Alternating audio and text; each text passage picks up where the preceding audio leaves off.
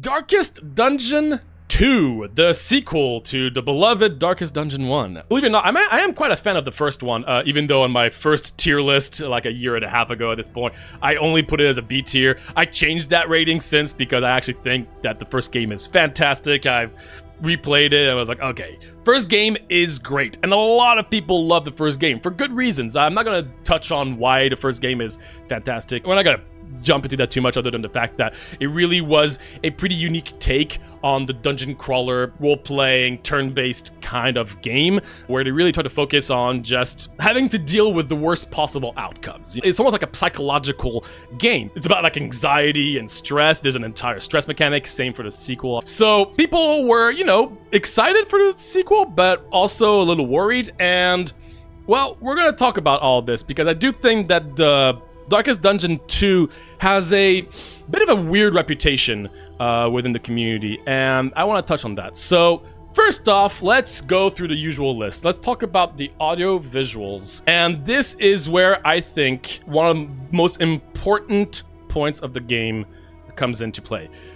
I think the visuals, actually the audio visuals, are fantastic. And I will even go and say that the visuals, to me, are some of the best of any roguelike game I have ever played, period. And I think not enough people mention this. Yes, people say like, oh, well, you know, they improved the visuals. Some people even don't love it. I think the amount of detail and like just love put into the animations, the VFX, and the overall just vibe of the game for a turn-based game is fantastic. Honestly, a work of art. Seriously, when you look at some of those fights and some of those attacks, they kept the original feel of mostly just showing, you know, like pictures as you do an attack. But then there's animations that come with it and visual effects that just make this so immersive. And that's during battle. Like, even when you're just moving through the biomes, like, the environment is stunning. There's just so much detail at all times. And I really want to emphasize that I think this game, yeah, just has some of the best visuals of any roguelike I've ever played. And that by itself could honestly be a good reason to play the game. And the music is fantastic too. Now, it is fairly similar to the first game in that regard. The first game also had fantastic music and great ambience from an audio standpoint. I think they kept a lot of the music and the sound effects. I would have to double check on that. But the sound effects, at least, there's a lot of similarities to it. And they're very effective. When you get hit by something bad, it feels terrible, which is the point of the game. The game is very punishing. That's really kind of the idea, is how punishing the game is. So the visuals and the audio really help just bring this to life in the first game, but also in the sequel, and even more so in the sequel, I would say, from an audio-visual standpoint. In terms of the story, once again, they do put a lot of effort into the story and the lore, and I will say even more than the first game, especially with the... I forgot how they're called, but basically throughout your journey and during your runs, you can find a particular event location where you can just go through one of your characters' backstory. Sometimes you'll just get the narration, like giving you some backstory, but sometimes you'll also just get an actual mini game where you're fighting. You're not really fighting. Sometimes it's just like they put you in the combat like window, but instead of fighting something, you might be trying to like hide from someone who's trying to look for you because you're just a kid who's just trying to run away from this place that you're stuck in. And that's part of this character's backstory. And to my understanding, you only experience this once. Once you've experienced it, you then unlock something permanently on the character and you just move on. So these experiences are fantastic. I actually, as I'm recording this on this run that I was playing, we encountered one that kind of blew me away because I didn't understand how the puzzle worked. I felt like this seems impossible. And the whole point was that it was impossible and you had to go through a different route, and that really bothered the character. And you can see like him saying, oh, I'm sorry, it just doesn't work. And you have to kill your patient. And oh my gosh, that was so cool. I love it. I think they put so much effort into really trying to get you to love and appreciate the characters that you're bringing into your adventure. And that is something that they didn't really touch on as much on the first game, and so I really do value that aspect in this sequel. So yeah, I would say this game's greatest strength is audio, visuals, lore, story, all this stuff is just fantastic.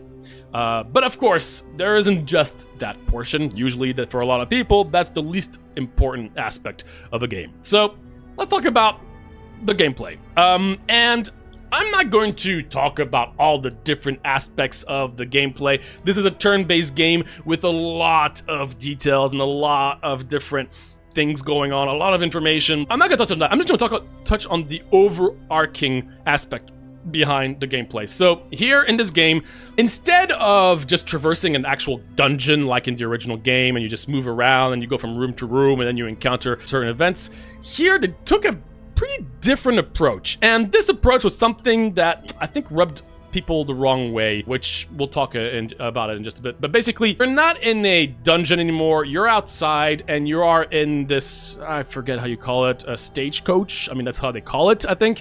And so you're just navigating this little horse, and the horse is just going forward automatically. You can move it left to right to try to collect things on the road, which is kind of a weird mini game as you're waiting to get to the next area, I guess.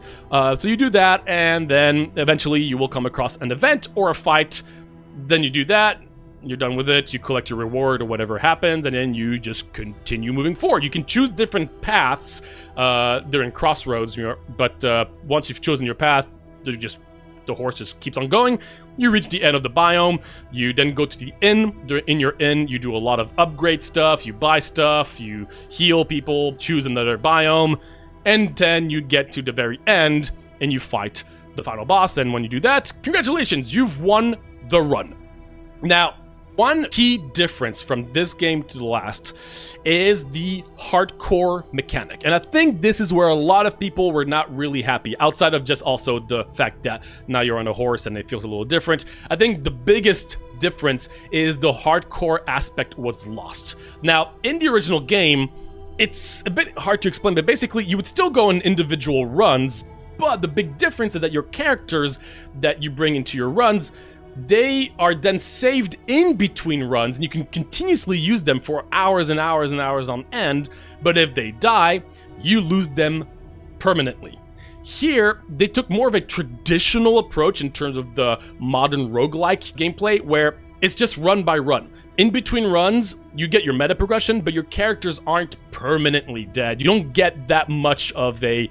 It doesn't matter as much if you fail one run. While in the original, it really did matter. Losing a character could be extremely impactful.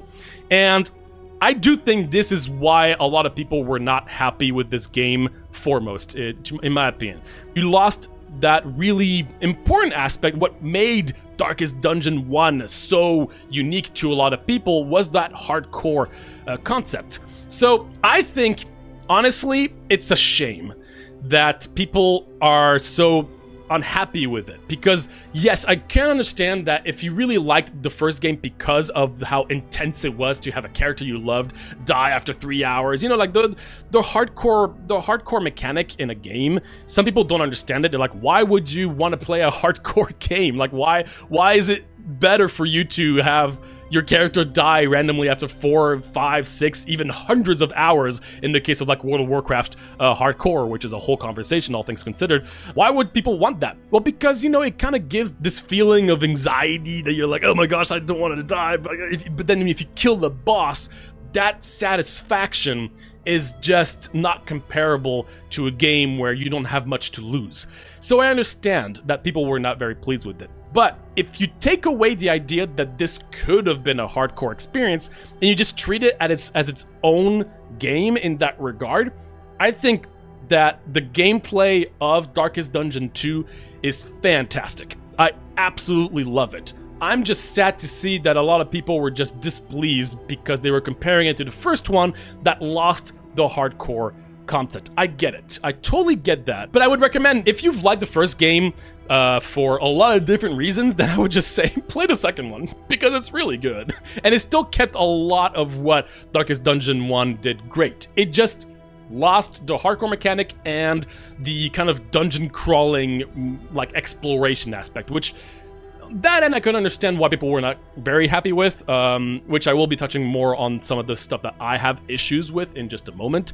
That I can understand, but I don't think it's a good enough reason to just not play the game, because this game is just really, really solid.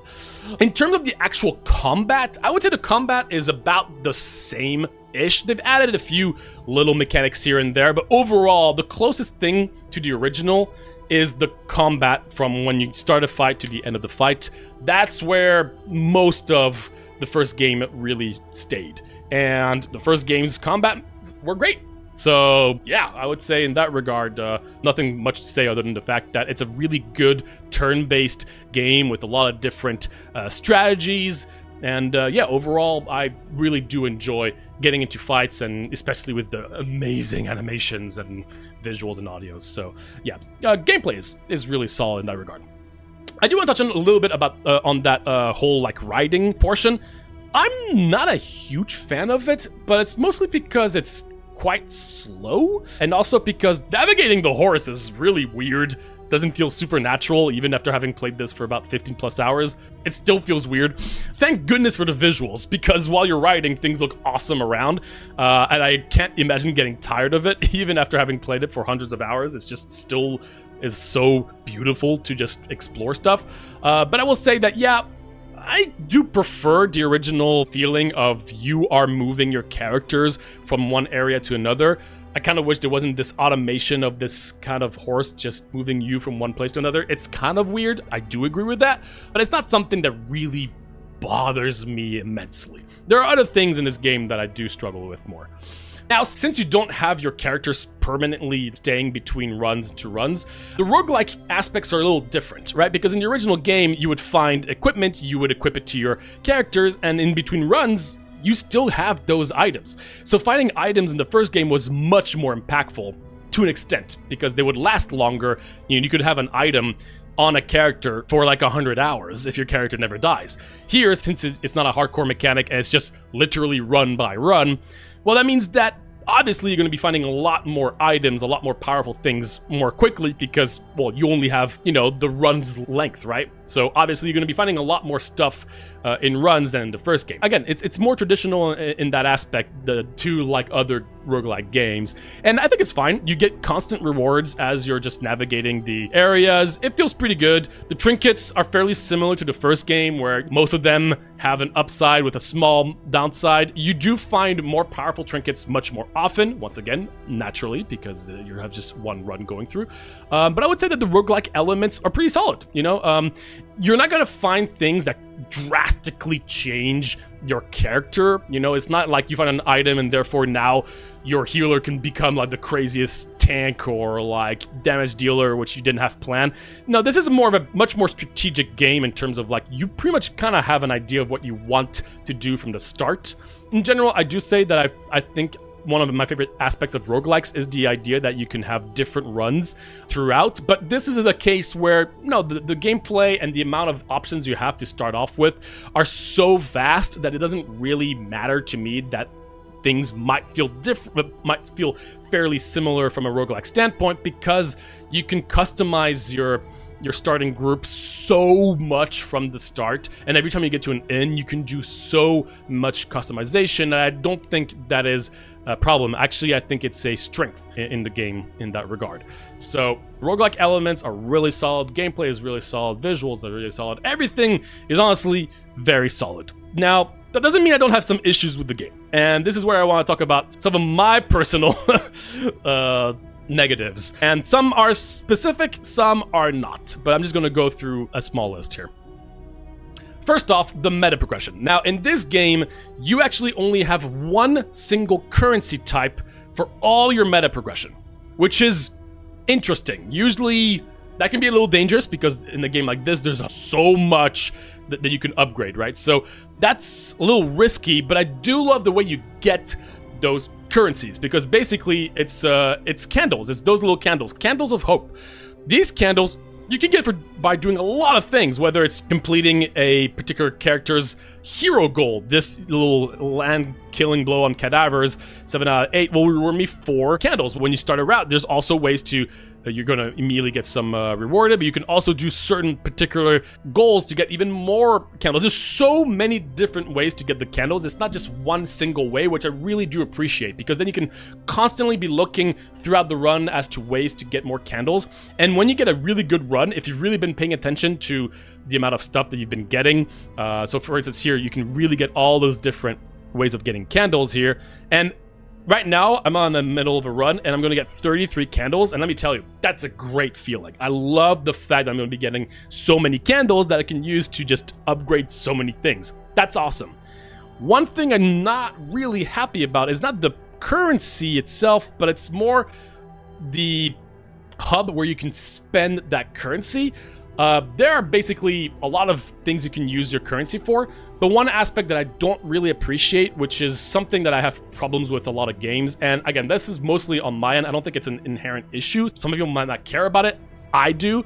And that is the fact that some areas in the hub that require candles will permanently upgrade all your future runs. You're going to be stronger. You can upgrade particular characters. You can upgrade your overall stagecoach, right? You can upgrade your stagecoach to have more stuff. There's so many ways to get stronger, but there's also ways to just unlock more trinkets, more things you will find throughout the run. You can unlock so many things that you'll be finding throughout the run. My issue with that is that, well, the game is really hard, so I want to upgrade my characters. So I'm going to be doing that because my priority is not dying.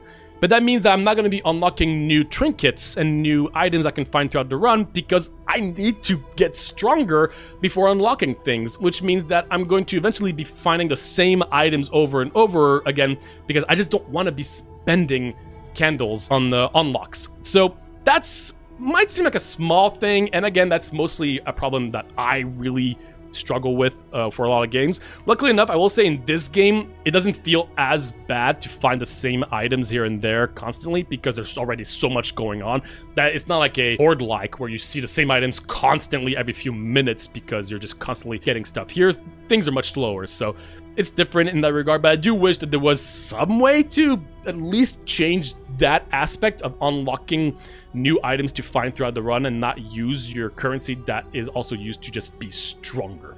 So that's one aspect that I wish was a little different. Another thing is I think the tutorial is not great. So if I look at the tutorial currently, it's interesting because when I look at the tutorial right here, visually things look pretty good and they do give you all the information quite clearly, but everything is given to you so quickly, so much. I mean, look at how big of a tutorial. All of this I got in like my first hour and a half of playing. And I wish, I'm not even sure how, but I do wish it was done a little bit differently in that regard. And one aspect I think that does contribute to that is I think that the game does not do a great job at explaining everything very clearly. And this also contributes to another issue, which all three of those really get together, which is the UI. I think the UI is not great. I think it looks good, but it can be a little clunky to get through.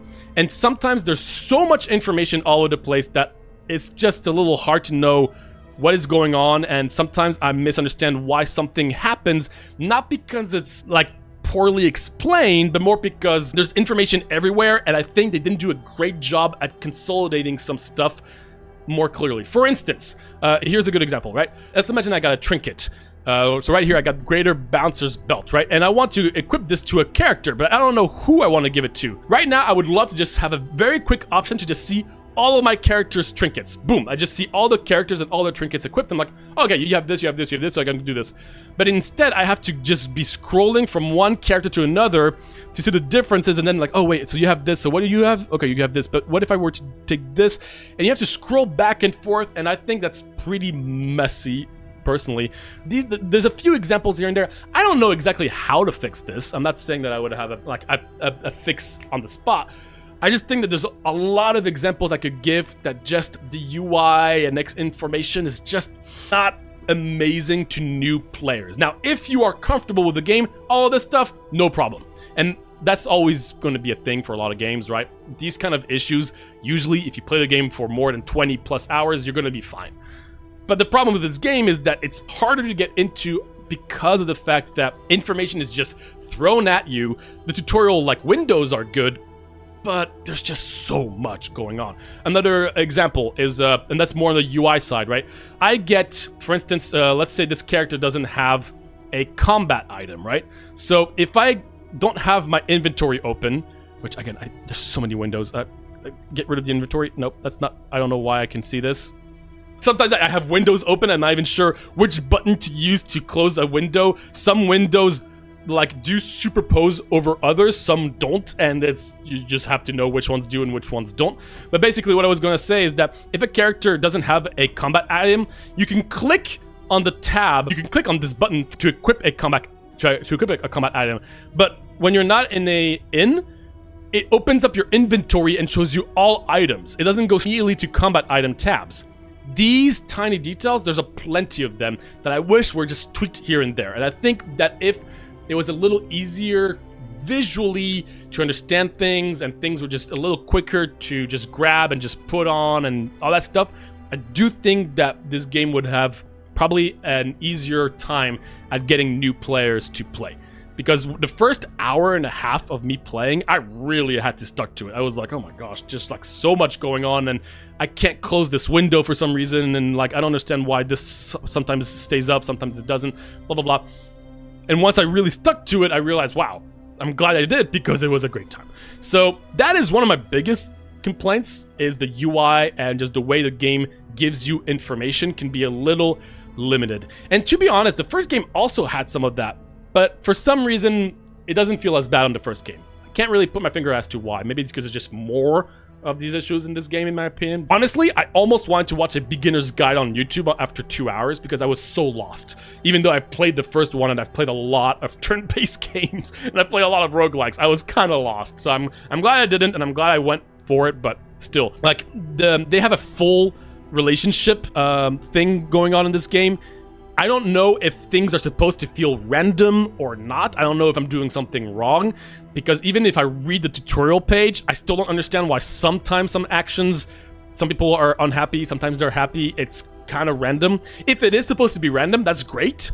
I just don't know if it is supposed to be random or if I could do something differently to help with the relationships. Sometimes I get into like an event and some people are unhappy if I do something, and sometimes there are.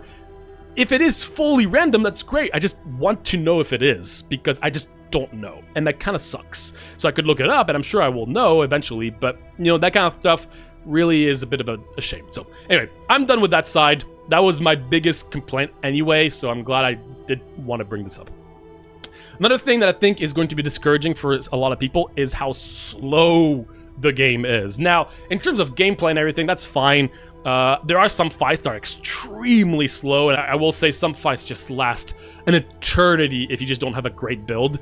There's a particular fight with like the drummer, like an undead drummer that plays its drums, and that fight can last, oh my gosh, like sometimes upward of 10 minutes if you don't have a good build, if you don't have a lot of things unlocked. It is pretty miserable sometimes. But more importantly, they really try to go above and beyond to really keep the immersiveness of the game, right? So when you start a run, you don't just start a run and get going. Oh no, you have to be like starting to go on your horse, and then you go and you ride to your hub, and then when your hub happens, you know, you have to press a button, and then it opens up everything, and then you click stuff, and then you're done, and then the window slowly transitions back to the horse, and then you ride again for an extra few seconds, and then you get to another place where you have to pick the difficulty, and then you pick the difficulty, just a single button, then it transitions back to the horse, and then you start riding, then you have a whole like backstory of what's going on with the narrator and some visuals, which is great, but you can't skip it, which is crazy. I mean, man, I like immersion, but oh my goodness, why is it so slow? Why does it take so long to get a run going? Jeez, I mean, wow.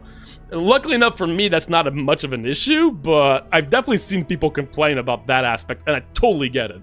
I do wish there was an option to just get going faster on a run, because it is one of the slowest games I've ever played from a roguelike standpoint to get a run going, which I know was definitely intended. I'm just kind of surprised, because it is kind of a ballsy move. So I would say pacing is a little slow. But not as much gameplay, even though sometimes gameplay, yes, I'm fine with it. And again, I do like some aspects of that pacing because it is very immersive and it's a full experience. But a run will last way more than an hour. it's definitely a dedicated thing to go for. And I think that's great considering that, you know, they took away the hardcore aspect of the game, so I'm glad that runs do last a long time, so you can kind of keep at least some aspect of like, oh my gosh, if I lose by the end, I lose at least an hour and a half of playing a run. So, you know, it's not like you're playing for 40 minutes, so who cares if you die? There's that aspect, so I do appreciate that. I just hope that people are ready for it, right? Because it is definitely slow. Another thing I wish was a little different is the enemy variety. I think the enemy variety is amazing. It's pretty small. When you get to a new biome, things feel completely different. Things from biome to biome, oh my gosh, fantastic. But when you've done the same biome constantly over and over again, you usually just find the same 3 to 4 enemies. Now, that was the same with the first game, and this is more of a, not much of a complaint, more like I wish there was more. And I know there's more biomes and there's DLC, and so once again, I haven't seen everything, but I do know that every time I start with like the one biome that I usually start with, I'm going to be facing the same enemies over and over again. And I think my biggest complaint in that regard is when you get to the end of the biome, you don't fight a boss. You just fight the same enemies over and over again. And it's related to the lore, and I get that. You're always fighting those, I forgot how you call them. It's a particular race of enemies at the end of each biome.